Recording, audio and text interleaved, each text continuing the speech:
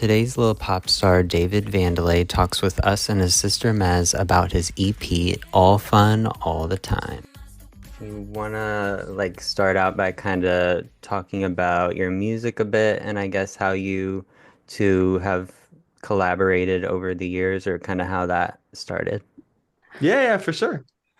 So I mean, I got started with music because of my family anyway. Just like my dad taught me the piano and stuff, and then but she kind of came in recently and started being low key my manager. And it's going really well because it's like I've got another ear of a Yeah. young person because my dad's like an old guy. And regardless, we've been working together, and she does like TikToks for me because I hate making TikToks and all these things to kind of get my music rolling. And so like we kind of work together in that sense. But like I'm the artist and I've just kind of made pop music based on my influences. Like it was cool that you had Sabrina Carpenter there because like that's definitely lately been what I've been listening to and trying to like write like. And other influences are like Bruno Mars a lot, love him. Olivia Rodrigo, just like pop stuff. I love pop. We also And love so pop. every episode, yeah. Love it. Every episode, we like to start off with a little pop quiz. So I'm just going to ask you guys some questions.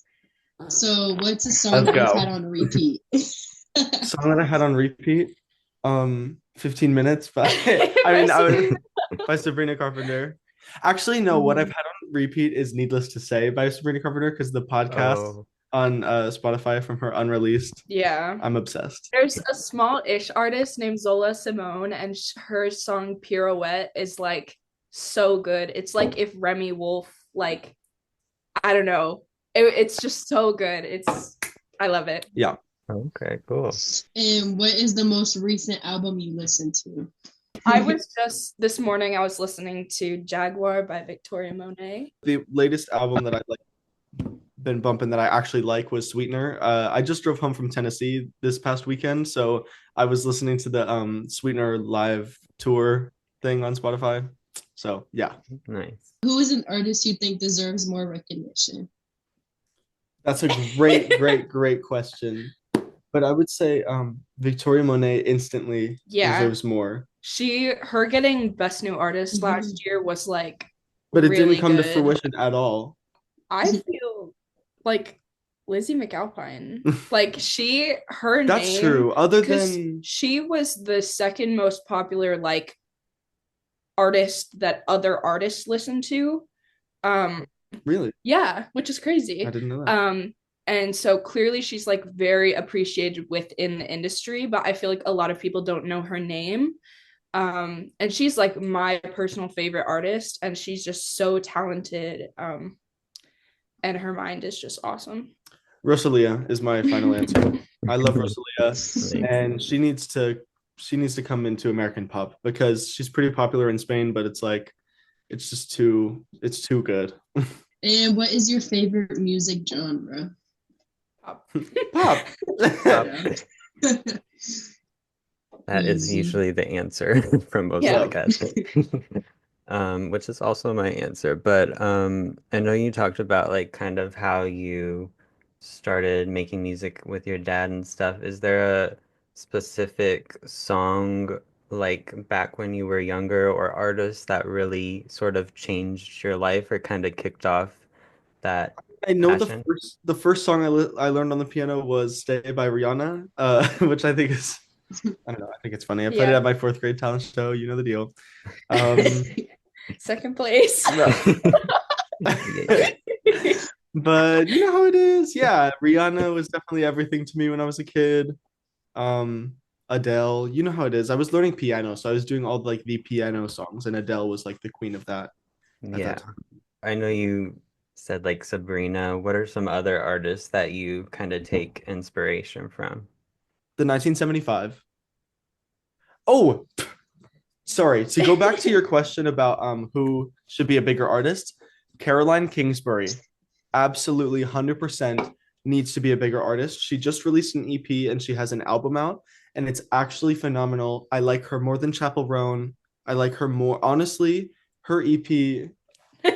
You're done. I like Um, it, but I don't like her more than Chapel Roan. I genuinely think that she is so special and needs so much more connection. She has 130,000 monthly listeners. Like she's not a tiny artist, but like I've had conversations with her. I have friends who are her friends. Like she's not massive, and she Mm-hmm. totally deserves to be.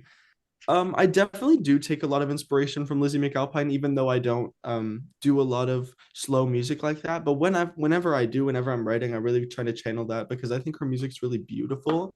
And there's a lot of slow indie artists that do music that's just kind of tries to say something, but I feel like there's a lack of just beauty in the music. And I think Lizzie McAlpine does that really well. And it's partially Mm-hmm. because she just has a phenomenal voice, and I'm never gonna have Lizzie McAlpine's voice, but also just like her melodies and her instrumentation feels so just genuine, and I love that. So I feel like a lot of people try to emulate other artists when they kind of make sad music though, like especially that kind of like folklore sound. and the Phoebe Mm-hmm. Bridgers sound. Yeah, and Yeah. but she really just kind of tries to create what sounds most interesting to her, and I think that's really special. Yeah. Mm-hmm.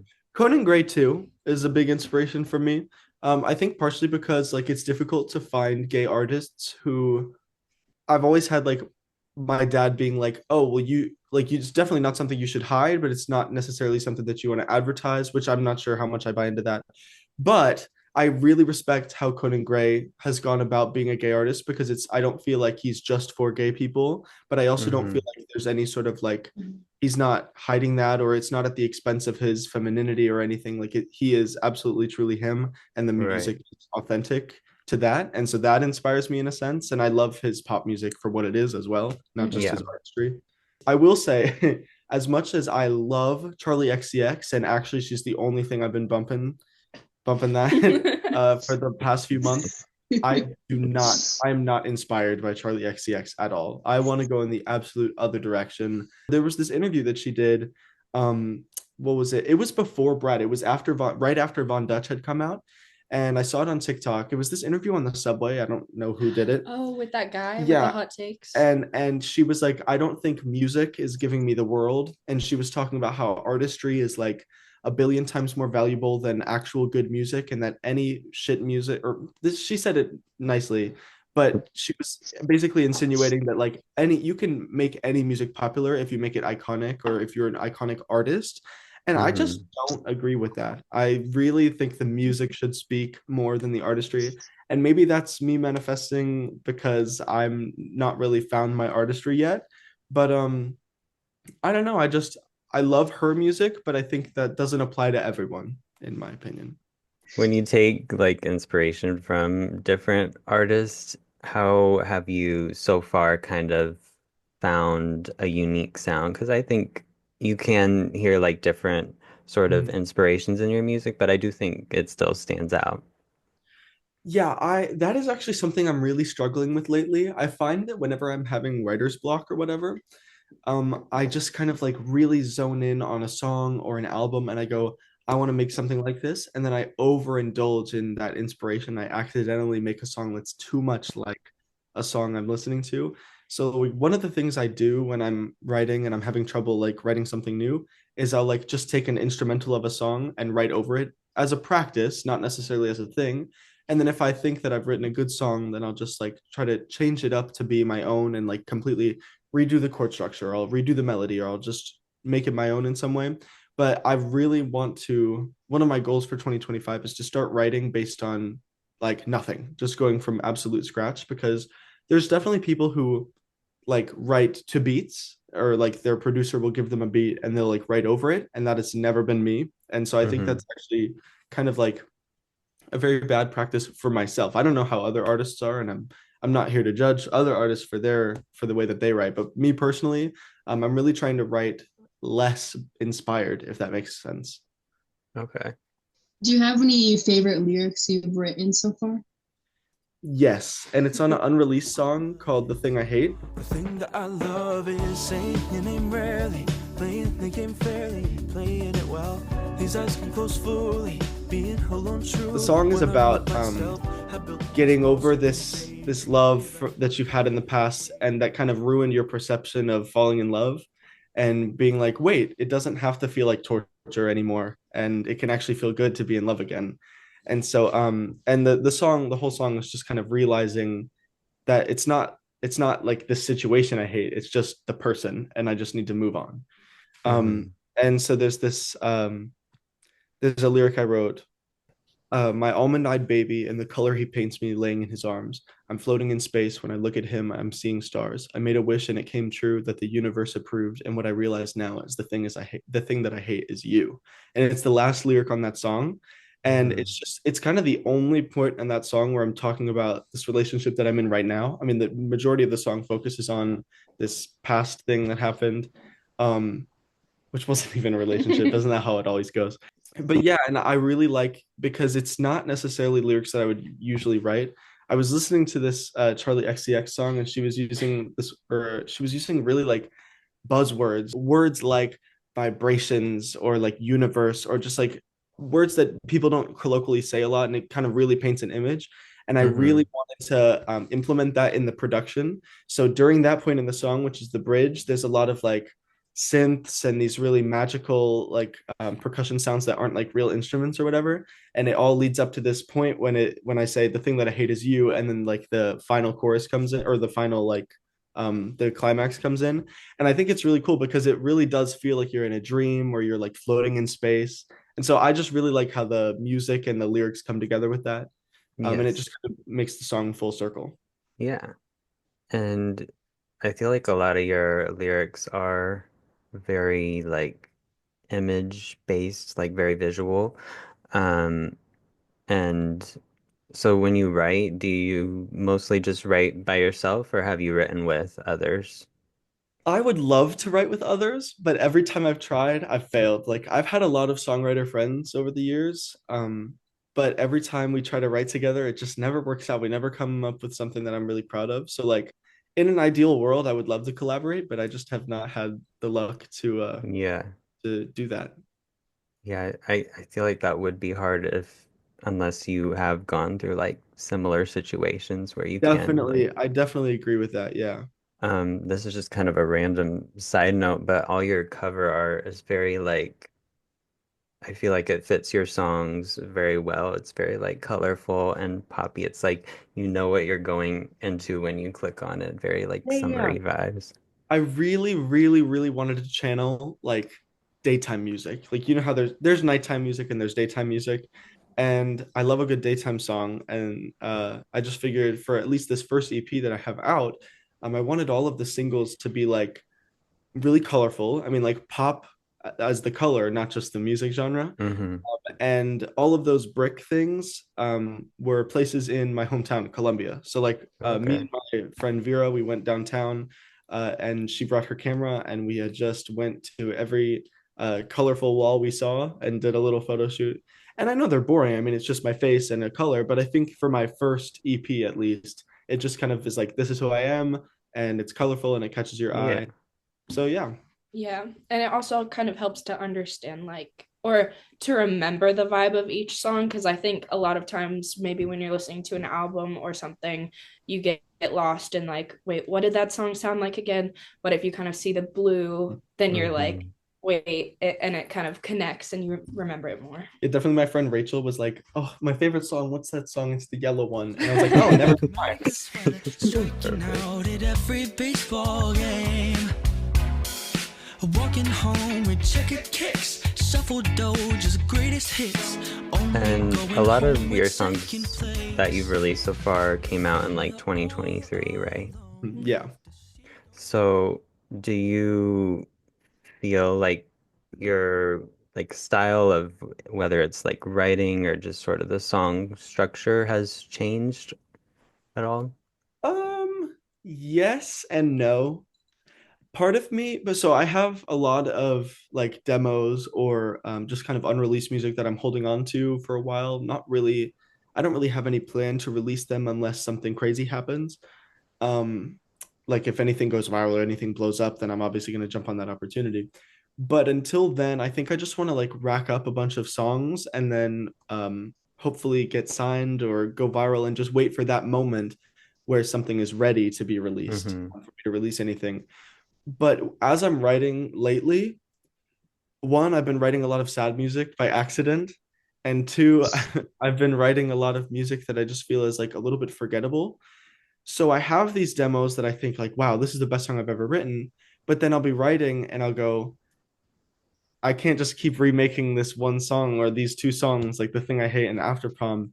I really need to start living up to that first EP because I'm really, really proud of it. And so it's difficult to say how my songwriting has changed just because I just need to do more of it, really.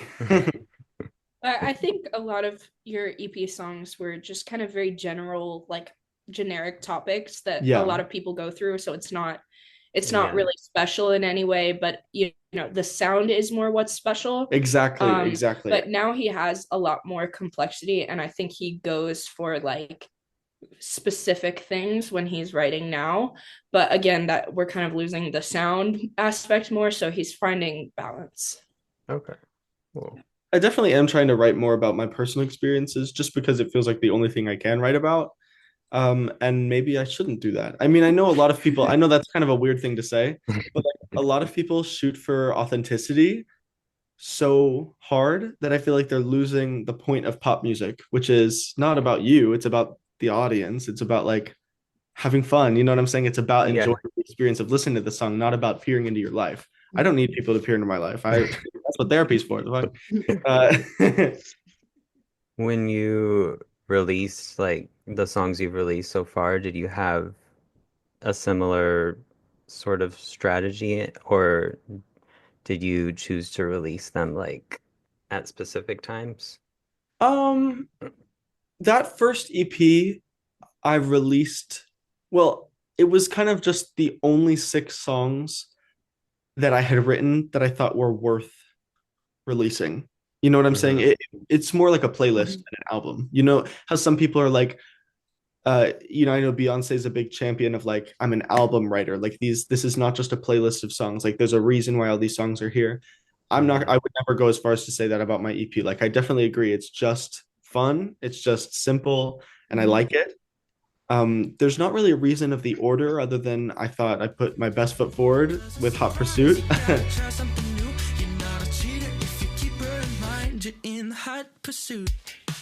Yeah, but we did it. It was released like monthly. Like we just kind of waited once a month to release each one, and then we had a month before the EP as a collective was released at the end.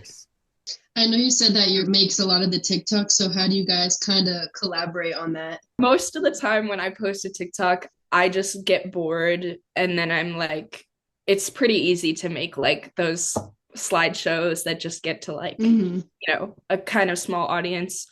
But like my thought is always just like, you never know who's going to see it. And like, you could find your biggest fan in like the 100 people who see that boring TikTok. But because it takes a lot of time for me to get him to prop the phone up and make a video. But we, a lot of the time we'll see like TikToks on our For You page and I'll send it to him and be like, you should do this. Yeah, I just made an inspo folder on TikTok. I just figured out how to favorite, like, you know, when you press favorite on TikTok, I didn't know that you could put those in folders, so I just made an inspo folder. You didn't know that? I didn't know that either. I did not know that. I knew that. So we just we send TikToks to each other a lot and say like, we should spin it this way and do it. And a lot of the time we forget by the time we're like together again. But sometimes it ends up happening. So right. This year, I'm hoping to dedicate myself more to social media and to actually trying to get somewhere because I was really lazy with it when I was releasing that first EP. I've been lazy with it right now, but I want to lock in. I want to. He was lazy in the past. He's lazy now. I don't know. It's just difficult. It doesn't come to me easily. I mean, I really want to focus on the music more than the social media and like marketing part of it, but that's part of it. And I'm trying to get used to that. So I bet every artist struggles with that. Social media is the worst. I think it's just also hard because like he's a man. And I know that's like, so I don't know, but I feel like sometimes, especially with social media, like girls are kind of like more palatable for social media, I guess. Who wants to listen to a man anyway? I know. So it's just kind of a strange space to navigate because like he can't just get on there and be like, I'm just a girl who wants my song to be listened to because he's not. So it's strange. I know you've performed like live in the past. Is that something you are hoping to do more in the future?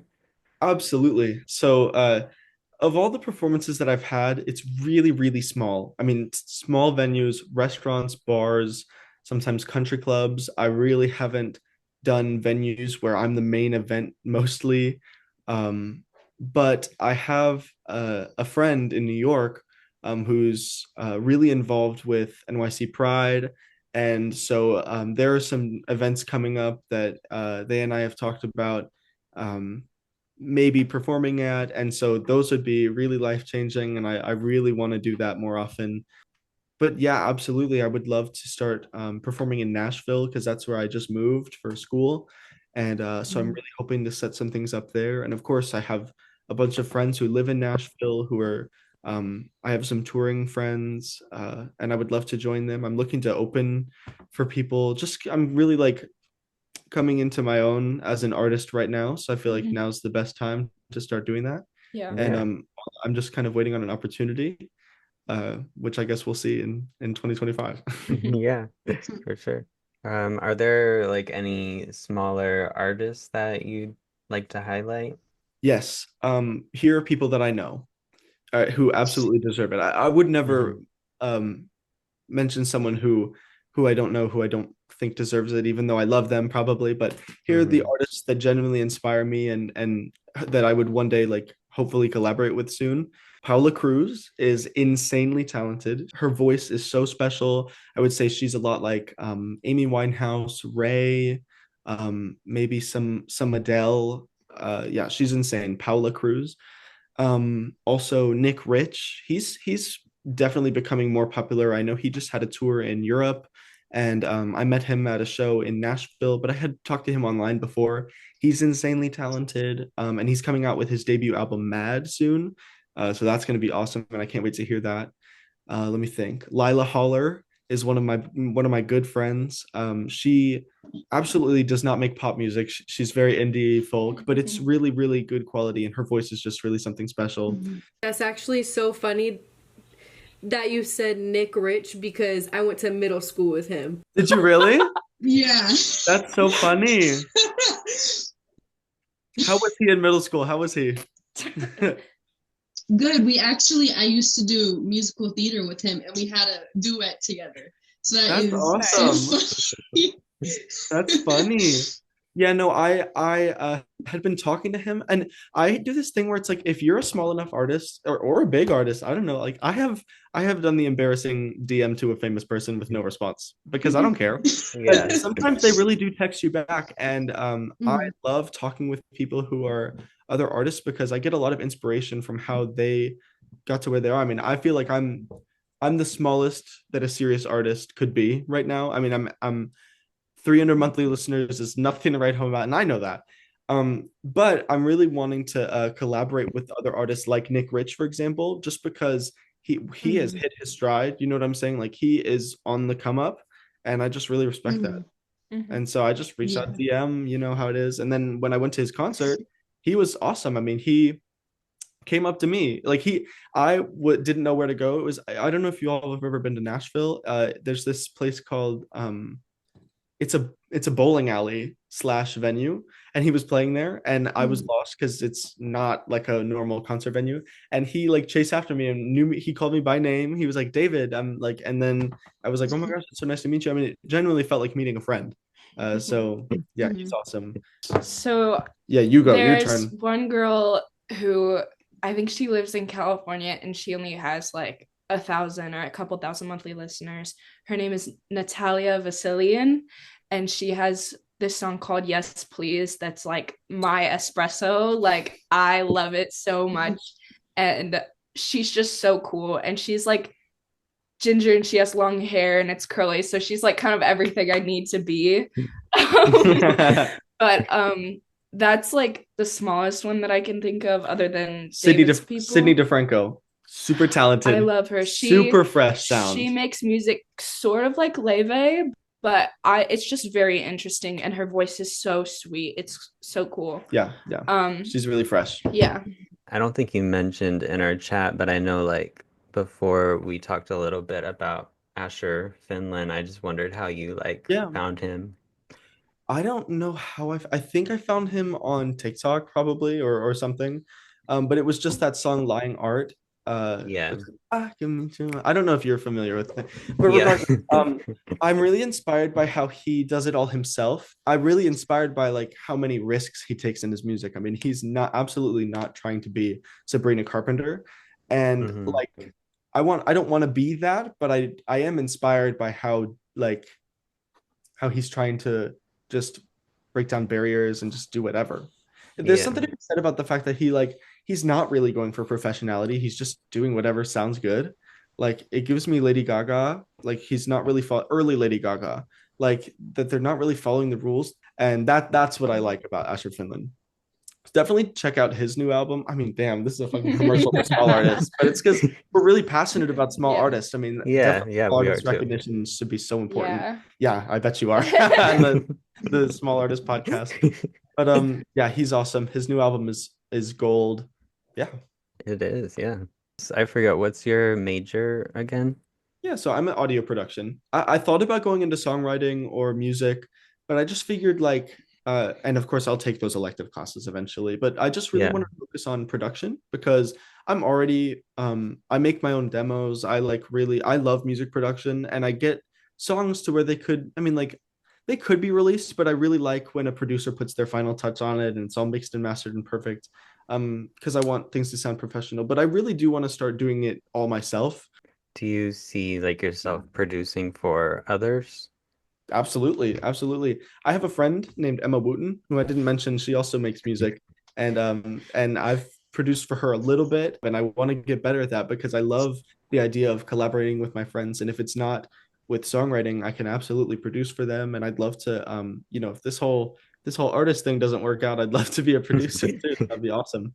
Yeah. Are there any other things about like your processes or how you all work together that you'd want to share? Do you know the Swiftologist on TikTok? I think It's that so. really annoying, well, and love to him, but it's that really annoying guy who does all his hot takes. So now that Taylor's Gorgino 2025 Grammys This look is in, guy? I think it's Yeah, I think Have you so. ever seen him? He went on this rant about how there's no good men in pop right now, other than maybe Conan Gray and Troye Sivan, and I couldn't Yeah. agree more. And I think it truly is because of the rise of like social media and algorithmic social media being like the driving force of what is popular or what is a trend lately. And well, no, you go. Well, I also, and not to be like that one friend who's too woke, but like I think the rise in like feminism just like kind of decentered men a little bit more from like Sure, mainstream popularity. Like when Justin Bieber came to popularity and like One Direction, it was about like he's so hot or whatever. And now it's just like people don't really look for that in a celebrity anymore because we've kind of decentered men. So Could be. But what I wanted to say was like how I went on this tangent on a TikTok draft that I never posted because it would be insane if I posted it. But and it was in response to that thing I was talking about earlier, the Charlie XCX talking about how artistry is like music isn't giving her the world and that artistry is. And I think it's difficult personally for me to try to find that artistry because like she was saying with Justin Bieber, it was like sex appeal for women, which is obviously not what I'm going for at all. yeah. And then, but it's also at the same time, it's like I don't want to be a gay icon because I want to be like more for everybody. Because I mean, my icons are mostly like women, and I like a lot of male artists as well. I mean, I've mentioned like Sabrina Carpenter, Charlie XCX, but like the 1975 Bruno Mars, like all those people are like huge inspirations for me too, and I respect how they're like kind of like in the middle. But it's difficult to try to separate yourself by being in the middle. I mean, like that's like the point of social media is that everybody's trying to Mhm. find a niche, everybody's trying to separate themselves. That's why Chapel Roan's huge right now. That's why Brat is a thing because it's just so different, but not there's a sweet spot and I haven't found it yet. And I Yeah. hope I find it this year because that's the key. Yeah. That's I all. think I think Sabrina Carpenter is the closest that we've gotten to like a standard, like pretty, like girl next door, like just Who's like not the perfect girl who's enjoyable for the average person. And she took like 10 years to get to that point. Yeah, it's Yeah. difficult to say whether I want to be. I mean, I know I say like this and that about like I'm the male Sabrina Carpenter, but honestly, I just say that because I'm blonde and I like her. But it's I don't know. I really do love her as an artist because it's not necessarily trying to be something super different. It's just doing straightforward pop really, really well. Yeah. And that's what I want to do. I haven't heard a pop album that spot on in like so long. Like I would say 1989 was the last like just hit after hit pop album that like is so outstanding. They gave daytime. Daytime music. My favorite kind of music is like that kind of espresso, like plasticky pop. So when I find people like Hedda, who's like either like a German or a Norwegian artist, who just makes this like very exactly that, like I think it's very special. And so like her I love so much. I also love this girl named Elle Darlington, who just has the cutest name and she's the cutest girl, and they just make such good music and I love it so much. So yeah, that is another like that might be the thing that separates me until I get signed by a record label, or until I have like the funds to really come into artistry the way that, you know, Brat was a huge moment, or that Sabrina Carpenter has all this huge production. Like I just love a polished sound. And so working with new producers in Tennessee is totally helping me find that. And that there's stuff on the way that sounds really good. Yeah, especially with David. Like I think people don't realize how rare it is for a small artist to make such like mainstream sounding music, like because I look for it and I can't find it. Yeah. So it's really special to me, but some people just don't think about it that way. Yeah, definitely. I think like even like with us finding people to be on the podcast, like really, I think so far who we've gotten on has been like really, it's clear they've really like worked hard, like you, to make sure the songs are really solid songs. Why is it always me crying on the floor at the after prom? 'Cause when the party's over, that's when You didn't talk too much about After Prom. Do you want to talk a little bit about that one? Absolutely. That is probably my favorite song I've ever written. It is just pure me. True story. True story. Everything is true. It's a song about I was crying because I was drunk and I didn't want my high school to end because I went contrary to popular sentiment. I loved my high school. I went to a boarding school and it was awesome and I had so many friends.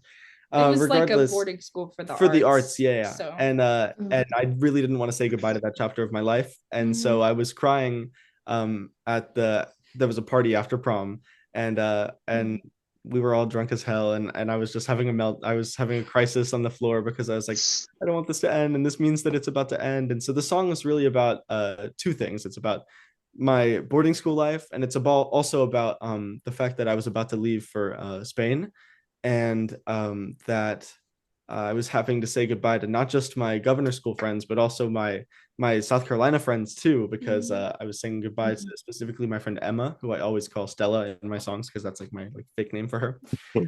And it's just about the fact that like she came to prom with me and it was fun, but it was also really bittersweet because we were saying goodbye. But it's a really fun sounding song. It's a happy song and the lyrics aren't too depressing. It's kind of like it's kind of laughing at yourself a little bit. Yeah, and just being like, I'm gonna miss this place, and it gets kind of nostalgic at the end, and I don't know, it's just a very fun song. That's the best thing about being an artist, having your own unreleased music to just play all the time. Yeah, that's the reason I make it. Those local files on Spotify get used by us. Well, if y'all don't have anything else, I'm really thank you for reaching out to me and asking me to be on this podcast. This is super cool. Yeah, thanks for talking to us. For We're sure. excited to Thank you. hear what you're working on next. And Absolutely. Maybe it's the Mike's Heart Black Cherry